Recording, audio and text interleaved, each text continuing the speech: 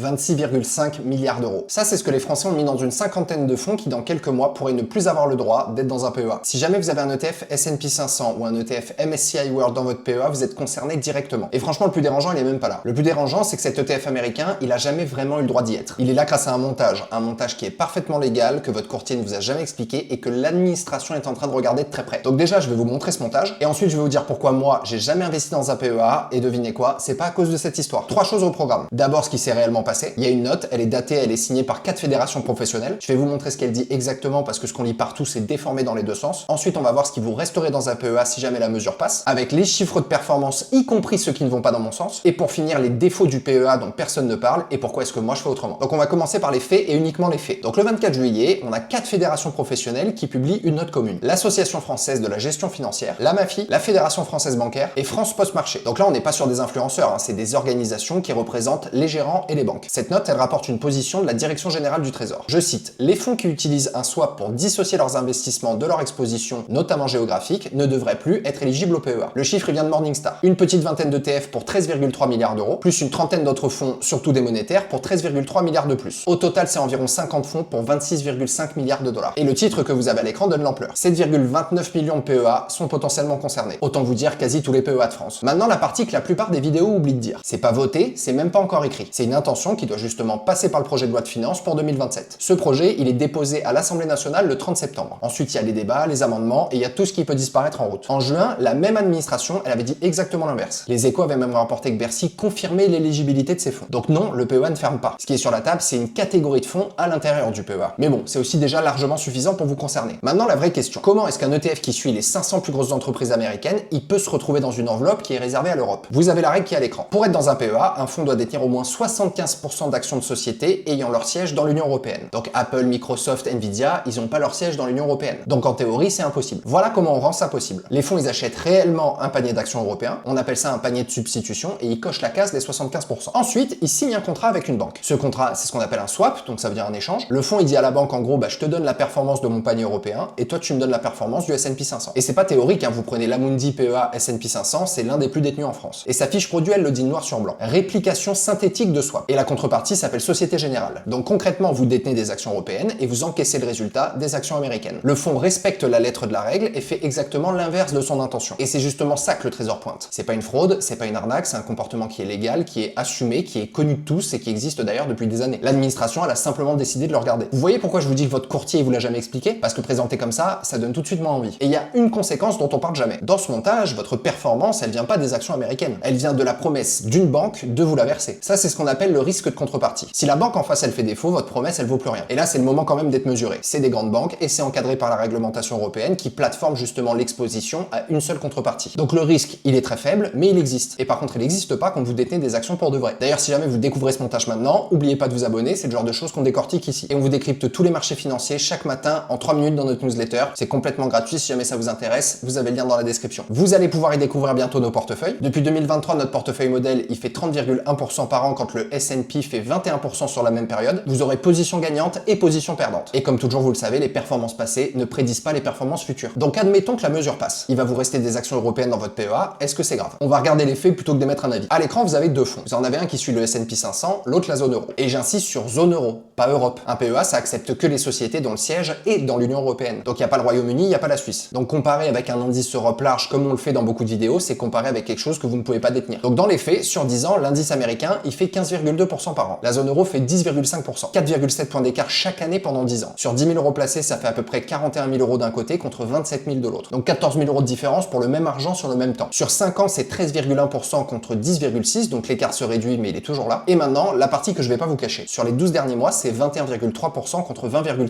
On est quasiment à égalité. Et depuis le 1er janvier, il y a la zone euro qui est devant, 13,5 contre 12,9 pour les États-Unis. Donc soyons précis, sur la longue durée, l'écart il est massif et il est réel, mais par contre sur la période récente, la zone euro elle a rattrapé et cette année elle a même fait mieux. Donc celui qui vous dit que l'Europe elle est nulle part en ce moment, il a pas vraiment regardé les chiffres. Par contre, ce qui reste vrai, c'est autre chose. C'est pas que l'Europe rapporte moins, c'est qu'on vous retire le choix. Et un placement où on peut vous retirer le choix par rapport à un article de loi, c'est pas la même chose qu'un placement où on peut pas. Passons à la vraie raison. Parce que moi, même sans cette histoire de swap, le PEA ça me convient pas. Défaut numéro 1, c'est le plafond. Vous ne pouvez y verser que 150 000 euros sur toute votre vie. Pas 150 000 euros de valeur, 150 000 euros de versement. Donc si vous investissez sérieusement depuis 25 ans, vous allez taper ce plafond et ce jour-là, il vous faudra une autre enveloppe de toute façon. Défaut numéro 2, et c'est le plus dur. Un retrait avant 5 ans, ça vous ferme le plan. Pas une pénalité, pas des frais, votre plan est clos. Donc vous voulez sortir, je sais pas moi, 2000 € au bout de 3 ans pour une urgence, vous perdez l'enveloppe entière et l'antériorité qui va avec. Le défaut numéro 3, c'est ce qu'on appelle l'univers. Le PEA, il vous enferme dans l'Europe, sauf s'il y a un montage. Or, on va pas se mentir, les entreprises qui pour moi en tout cas portent la décennie, c'est celles de l'intelligence artificielle, les semi-conducteurs, le logiciel et tout ça, elles sont pas européennes. Ça c'est pas une opinion, c'est une adresse de siège social. Et le défaut numéro 4, c'est que la règle elle change. Et ce dont on parle depuis le début de la vidéo, ça en est la démonstration. Le PEA, c'est un cadeau fiscal et un cadeau fiscal qui se reprend. Les prélèvements sociaux, ils sont passés de 17,2% à 18,6% au 1er janvier 2026. Personne évidemment ne vous a demandé votre avis. Alors oui, l'exonération après 5 ans, elle est réelle, mais elle est belle tant qu'elle existe. Et il faut que je m'arrête une seconde sur ce mot, exonération, parce que presque tout le monde se trompe dessus et moi le premier depuis longtemps. Si jamais je vous demande ce qui se passe sur un PEA au bout de 5 ans, vous allez sans doute me répondre plus d'impôts. Zéro. En tout cas, c'est ce que tout le monde retient. Mais c'est faux, lisez les deux phrases à l'écran. La première, elle dit que vos gains ils sont exonérés d'impôts sur le revenu. La seconde dit que les gains du PEA, ils sont soumis aux prélèvements sociaux. Autrement dit, après 5 ans, vous payez plus les 12,8% d'impôts sur le revenu. Par contre, vous payez toujours les 18,6% de prélèvements sociaux. Et sur 100 000 € de gains, ça fait quand même 18 600 €. Donc le PEA, c'est pas une enveloppe zéro impôt. C'est une enveloppe à 18,8% et ça va changer complètement le calcul qu'on va faire dans 2 minutes. Alors pourquoi je suis contre le compte titre? Je vais être transparent sur le prix que je paye. Sur un compte titre ordinaire, mes gains, ils sont taxés à la flat tax. Et attention, elle est plus de 30%. Depuis le 1er janvier 2026, elle est à 31,4%. Il y a 12,8% d'impôts sur le revenu, plus 18,6% de prélèvements sociaux. Donc face à un PEA de plus 5 ans, où je paierai que les 18,6% de prélèvements sociaux, je paye donc 12,8% de plus. Sur 100 000 € de gains, ça fait 12 800 €. C'est pas rien, et je vais pas vous prétendre le contraire. Mais ce que j'achète avec ces 12,8 points, c'est 3 choses. La première, c'est aucun plafond. Je verse ce que je veux, quand je veux, et aussi longtemps que je le veux. La deuxième, c'est qu'il n'y a aucune condition de durée. Je peux sortir quand j'en ai besoin. Et autant vous dire que par exemple, quand un marché s'effondre, pouvoir arbitrer sans détruire son enveloppe, ça a une valeur que personne ne chiffre. La troisième, et c'est la principale, j'ai à disposition le monde entier. Les actions américaines en direct, sans montage, sans swap, sans contrepartie bancaire, et surtout sans qu'aucun article de loi puisse me les retirer à la rentrée. Sauf que là, je viens de vous donner un avis. On va faire maintenant le calcul entier. 10 000 € sur 20 ans, deux scénarios. Scénario 1, on prend les États-Unis sur un compte titre au rythme des 10 dernières années, donc 15,2% par an. Au bout de 20 ans, vous avez 169 000 €. Donc votre gain, il est de 159 000. Vous payez la flat tax de 31,4% dessus, ça fait 50 000 € d'impôt. Il vous reste 119 000 €. Scénario 2, c'est la zone euro, dans un PEA de plus de 5 ans, avec 10,5% de rendement par an. Au bout de 20 ans, vous avez 73 000 €. Votre gain est donc de 63 000. Vous payez les 18,6% de prélèvements sociaux, ça fait 12 000 €. Il vous reste 61 000 €. 119 000 contre 61 000. Regardez bien ce qui vient de se passer. Le compte titre, il a payé 50 000 € d'impôt. Le PEA, il en a payé que 12 000. Donc c'est 4 fois moins et le compte titre, il finit quand même avec presque le double. Sincèrement, c'est tout le sujet de cette vidéo. La fiscalité ne rattrape pas un écart de rendement. Elle le rattrape jamais. J'ai poussé le calcul là jusqu'au point de bascule pour être honnête avec vous. Par contre, un rendement identique des deux côtés, là oui, le PEA gagne. C'est normal, il paie moins d'impôts. 61 000 contre 53 000. Mais il suffit d'un seul point de rendement en plus, un point. À 11,5% contre 12,5%, le compte titre, il repasse déjà devant. Et ça, malgré les 12,8 points d'impôts supplémentaires. Donc un point de rendement, ça annule un avantage fiscal de 12,8 points. C'est pas une opinion, c'est une multiplication. Et il y a une dernière chose qu'on oublie systématiquement. La flat tax, c'est un problème qu'on a quand on a gagné de l'argent. Vous ne payez 31,4% que sur un gain. Si jamais il n'y a pas de gain, il n'y a pas d'impôt. Zéro. Or, la majorité des gens, ils sont pas bloqués par la fiscalité. Ils sont bloqués parce que leur argent, il bouge pas. Il dort sur un livret, il stagne, voire même il recule une fois qu'on a retiré l'inflation. Donc ces gens-là, ils vont passer des soirées à comparer des enveloppes fiscales pour optimiser un impôt sur une performance qu'ils n'ont pas. Choisir son enveloppe avant d'avoir choisi ce qu'on met dedans, c'est, je sais pas, c'est demander l'addition avant d'avoir commandé. L'ordre correct, c'est l'inverse. D'abord, dans quoi j'investis, ensuite combien je verse. Et seulement à la fin, dans quel contenant je le range. Maintenant, je vais faire ce que les vidéos à thèse ne font jamais. Vous donnez les cas où j'ai tort. Si jamais vous démarrez avec quelques milliers d'euros, le PEA gagne. Vous êtes très loin du plafond, l'exonération après 5 ans, c'est un vrai gain, et la question de l'univers mondial, elle se pose pas encore. Si jamais vous investissez principalement en Europe, le PEA gagne aussi. Ça, y a pas de débat. Et si vous détenez des ETF swappés, n'allez rien vendre dans la panique. Regardez ce que demandent les fédérations. Elles proposent de bloquer les souscriptions nouvelles, mais de garder les investissements qui sont déjà faits pour ne pas pénaliser les épargnants sur les décisions passées. C'est pas une garantie, c'est qu'une demande de leur part. Mais en tout cas, c'est le scénario que les professionnels de secteur poussent. Et c'est quand même très différent d'une liquidation forcée. Donc la vraie décision, c'est pas de vendre, c'est juste de savoir où mettre votre argent neuf à partir de maintenant. Et sur ce point, vous avez 3 options, pas une. L'option 1, c'est que vous restez sur un PEA et vous basculez sur des ETF européens en détention réelle. Donc vous gardez l'avantage fiscal, mais vous perdez l'exposition américaine. Ça, c'est cohérent si votre horizon est court et si vos montants sont petits. Option 2, c'est que vous allez ouvrir un compte titre en parallèle et vous y mettez de l'argent neuf destiné aux États-Unis. Vous gardez votre PEA tel quel avec son antériorité et vous allez simplement arrêter de l'alimenter sur des fonds qui vont être menacés. Sincèrement, c'est ce que je ferais à la place de la plupart des gens. Option 3, vous faites rien pour l'instant. Le texte, il n'existe pas encore, il sera déposé le 30 septembre. Et à ce moment-là, vous aurez bien le temps de voir ce qu'il contient vraiment. En tout cas, ce qu'il faut surtout pas faire, c'est aller vendre en catastrophe une position en plus-value pour une mesure qui est même pas encore écrite. Vous allez déclencher l'impôt aujourd'hui pour une règle qui peut-être ne va jamais exister. Le repère à garder, il est simple. Le PEA, c'est un avantage fiscal contre des contraintes. Tant que vous êtes petit, l'avantage, il est plus gros que les contraintes. Quand vous grandissez, les contraintes, elles vont devenir plus grosses que les avantages. Le seul travail, c'est de savoir où vous en êtes net sur cette courbe. Et le dossier des fonds swappés, il rappelle une chose. Le seul paramètre que vous ne contrôlez pas dans un placement fiscalement avantagé, c'est la fiscalité. Elle a changé au 1er janvier, elle peut de nouveau rechanger le 30 septembre. Ce que je vous ai donné, c'est des chiffres, des sources et mon choix personnel. C'est pas du tout un conseil personnalisé en investissement. Votre situation, votre fiscalité et vos montants ne sont pas du tout les miens. Et le PEA, ça reste excellent pour beaucoup de gens. Petit disclaimer comme d'habitude, les performances passées, elles ne prédigent pas des performances futures et un investissement en action, ça peut perdre de la valeur. En tout cas, dites-moi en commentaire si vous êtes plutôt PEA ou compte titre, ça m'intéresse vraiment de savoir la répartition. Et si la vidéo vous a servi comme d'habitude, n'oubliez pas de vous abonner et de mettre un pouce, ça nous aide vraiment et je vous dis à très vite.